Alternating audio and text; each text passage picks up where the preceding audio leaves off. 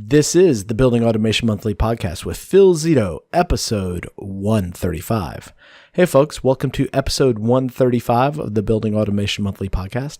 And in this episode, we are going to be unpacking the 6 ahas of subnets. So like I said, my name is Phil Zito. I'm the founder and CEO of Building Automation Monthly. We are an online training company that provides building automation training to building automation professionals to increase their productivity and profitability in their building automation careers. So in this episode, we're going to unpack subnets. Now, depending on when you're listening to this, that's the beauty of podcasts. You could be listening to this years from now or when it actually went live. Depending on when, IP controls may be a big deal still, or they may be a thing of the past. But I will tell you, at the time of recording this, IP controls, cloud-based building automation systems, remote access, distributed networks, edge controllers, all of these things are very new to a lot of folks in the building automation industry. Fortunately, they're not new to the world as a whole. These are things that have been around for years.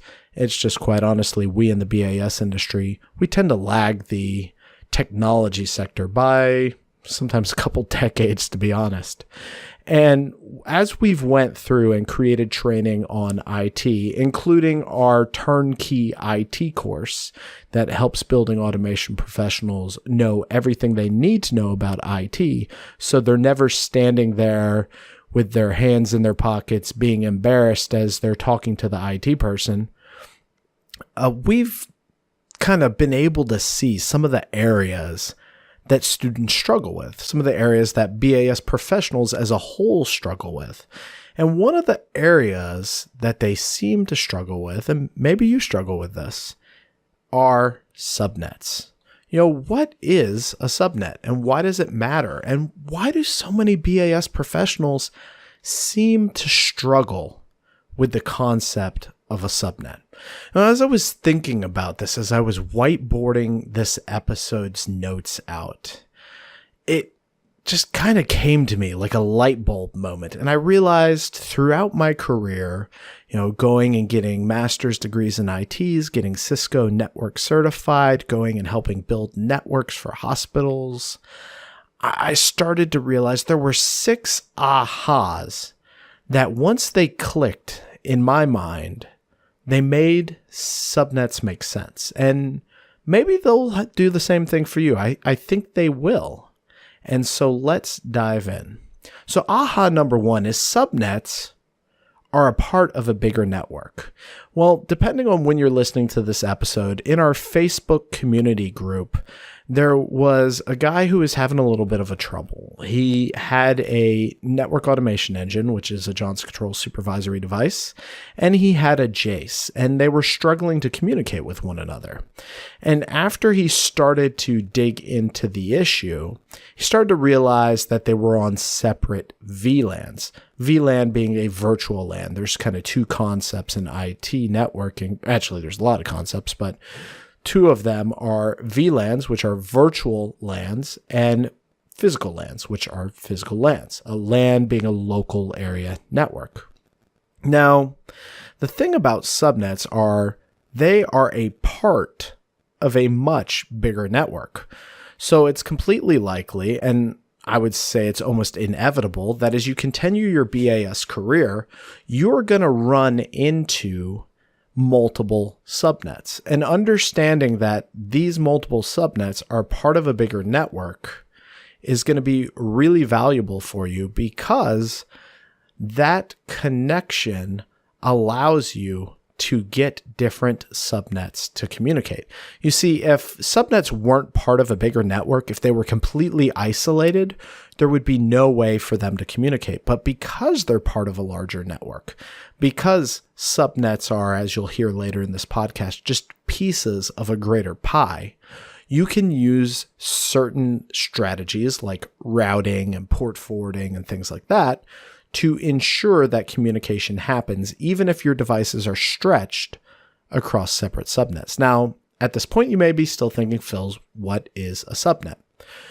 Well, that brings us to aha number 2, which is subnets isolate traffic.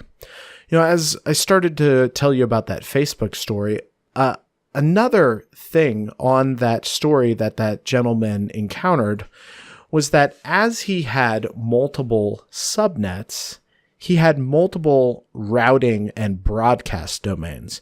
You see, what happens within a subnet is that all of the traffic within a subnet can communicate with one another through the switch and through the default gateway. And if you don't know what these terms are, once again, I really encourage you to either, one, the quickest way is to enroll in our IT course. It'll teach you literally everything you need to know and give you tons of hands-on exercises. Or two, go into Google, type in buildingautomationmonthly.com/IT, and that will give you a list of all of the different IT articles and podcast episodes that we've created.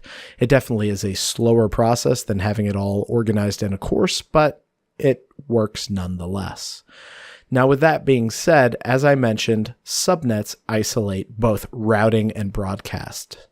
Now, what does that mean? So if these IP devices on these local subnets can communicate to one another, then how do they communicate to other pieces of traffic? And why would we even want to isolate them in the first place? Well, we isolate them because of aha number 3. You see, subnets keep networks manageable. I don't know if you've ever used Wireshark to sniff a subnet and you turn it on and then all the traffic starts to come through and it's literally like a blur. The packets are coming through so fast that you can't even process them. Well, that is typically on a subnet with maybe 254 hosts. Imagine a subnet that had 1,000 or that had 1,000,000 hosts. That would be crazy. The amount of congestion of data that would be flowing across the wires, it would be unmanageable. We wouldn't be able to have broadcasts because broadcasts are sent from a single device to every device on the subnet. So we need a way to keep that data traffic manageable. And we do that through subnets. Subnets keep networks manageable by isolating broadcasts. Now, naturally, broadcasts are not supposed to travel from one subnet to the other. That's a big no-no. We kind of skirt around that with the BACnet protocol by using the BACnet Broadcast Management Device, or BBMD, and that allows us to send broadcasts so that we can do discovery of our IP devices. But realize that that is not natural. We're not supposed to be doing that. With that being said, this is a very important aha, but maybe not for the reason you're thinking. Nowadays we're sitting here with IP controls, and in theory, we can use a ring network or a bus network with IP controls, and we could put hundreds of devices on the same subnet. But do we want to do that? Imagine the chaos when you load up Wireshark and you're trying to troubleshoot all this IP traffic. It becomes a literal nightmare. I can tell you this from experience. So by having subnets, we are able to isolate our traffic. We're able to keep it manageable, and we're able to keep the bandwidth allocation and requirements reasonable. Now, here's the deal. As you've probably figured out with what I just said, aha number 4 is that subnets can be big and small. A lot of folks think that subnets are one size. I know that for the longest time when I first got into networking and I saw /24 and I didn't know anything about subnetting and variable length subnet masks and CIDR notation and all that jazz, that I thought, /24, that's what I have on my home computer. That must be what everything is. But then I would see these /8 networks when I would go into the office at work, and I was like, what is going on here? This makes no sense. And that is when you realize the subnets can actually be big and they can be small. And subnetting is real simple when you picture a pie. And you cut pieces of that pie off. Those are subnets. And then you can cut pieces of the pieces of a pie. And that is also subnets. They can be big or small, but the determining factor of a subnet is it's an IP range that contains a broadcast address. That's where all of the addresses go. A default gateway, that's where traffic that is not meant for that subnet goes to find other subnets, and a list of hosts. Now, I won't try to do subnetting on the podcast and ask you to virtualize or visualize as I go and slice up a subnet and I talk about host bits and network bits and all of that stuff. But realize that subnets are just pieces of a larger network. Which brings us to aha number 5, which is subnets require specific devices. In order to have a subnet, we have to have a default gateway. That's usually in the form of a router or a layer 3 switch. Now, you may be like, layer 3, what does that mean? It sounds a little bit familiar, but I'm not quite sure. Well, one of the things I really recommend anyone going into the IT world or trying to understand the IT world is to take the time to really understand the OSI model, the OSI layer model, the 7-layer model. And the reason I recommend that is because it really helps you visualize network traffic and how network data flows. And understanding that really helps you to unpack how all of this stuff works together. You see, subnets require specific devices to communicate at specific layers. Subnetting is an IP concept. If we were to simply sit at layer 2, which is the data link, it's a data link between two devices, then all we would need is a switch. Actually, we could get by with simply connecting two devices together, point to point, and still do data link. But in order to have a network, we would have a switch and it would send everything via Ethernet. However, in order for us to communicate outside of that network, we need IP. IP allows us to go and have logical addresses, meaning these are not physical addresses. That's why you can go and you can have the same IP address assigned across multiple networks at different sites because of something called private and public IP addressing and subnet masking and private subnet ranges and things like that, which we won't get into in this episode, but we do cover in our IT course. Now, as I mentioned, subnets require specific devices, typically a layer 3 device, either a switch or a router. This layer 3 acts as a default gateway, and then it utilizes routes to connect to other subnets. So when you hear about we need a routing protocol or we need a route to get to another subnet, that's what it means, meaning this IP traffic leaves your device, leaves your supervisory device, hoping to go to another IP subnet, but that IP subnet's on a different subnet. So in order to do that, it goes to the default gateway, which then goes and sends traffic to something on its routing list that it then believes will have that traffic's IP address and IP subnet. But that brings us to aha number 6, which subnets are not physical things. Now, I just told you that you need specific devices for a subnet. But I also said now in aha 6 that subnets are not physical things. How can this be the case if we require physical devices? Well, that's because subnets and IP addressing in general is logical. Your physical address typically is your Ethernet MAC address in most cases. Our logical address is our IP address. And the beauty of that is we can have what are called VLANs. Now, a physical LAN would be a switch with all of the devices connected to it for that local subnet. But with the beauty of VLANs, we can go to individual ports, which are connections on switches, and we can assign each one of those to its own VLAN.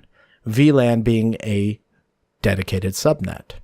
So we could have a VLAN that is VLAN 1001, VLAN that's 1002, and VLAN 1001 has one IP subnet range, and VLAN 1002 has a different IP subnet range. And because of that, we can have two IP subnet ranges on the same physical LAN. That is how VLANs can stretch across multiple switches. That's how you can have your controls device on a subnet in one building and have it on the exact same subnet range in another building, even though we have different physical devices. That is because that VLAN stretches across those physical devices. And thus that subnet stretches across those physical devices. That is why subnets are not physical things. Now, I know that this was a little new for some of you, and that's totally cool. Like I said, I recommend you either look at our site and all of the IT lessons and knowledge we've put out, our free courses.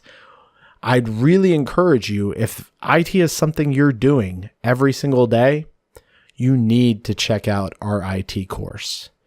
This course is everything you need to know about IT as a building automation professional, and it's taught by a building automation professional. It's not taught by an IT person who doesn't understand our trade. So I really cannot tell you how valuable this course is. I've had so many folks go through it, and it has been extremely beneficial for them. I really encourage you to check that out. If you have any questions related to subnetting, or if you have your own aha that really helped it click for you, I'd love you to go to buildingautomationmonthly.com/135 and leave that in the discussion board. Would love to hear your thoughts on subnetting. Now, in next week's episode 136, we are going to be going back into our management theme, our management focus area, because we're following our 4-week cycle of management, sales, technical, IT. And we are going to be discussing operational organizational structures and how to go and determine which roles to have within your organizational structure. So for those of you who lead a ops team or are looking at building an ops team, this is going to be a very valuable episode for you. For those of you who are looking at other opportunities in building automation and you want to know what technical roles are available, it'll also be a valuable episode for you. With that being said, thank you so much for being here. Once again, it is a great honor to be able to serve you every week. I hope that this new format of these episodes has been beneficial for you, and I would love to hear your feedback. And if you have any questions or any feedback, both positive and negative, please reach out to us at support@buildingautomationmonthly.com. And if you want access to any of the resources mentioned in this episode, please go to buildingautomationmonthly.com/135. Thanks a ton for being here. Can't wait to talk to you in next week's episode. Take care.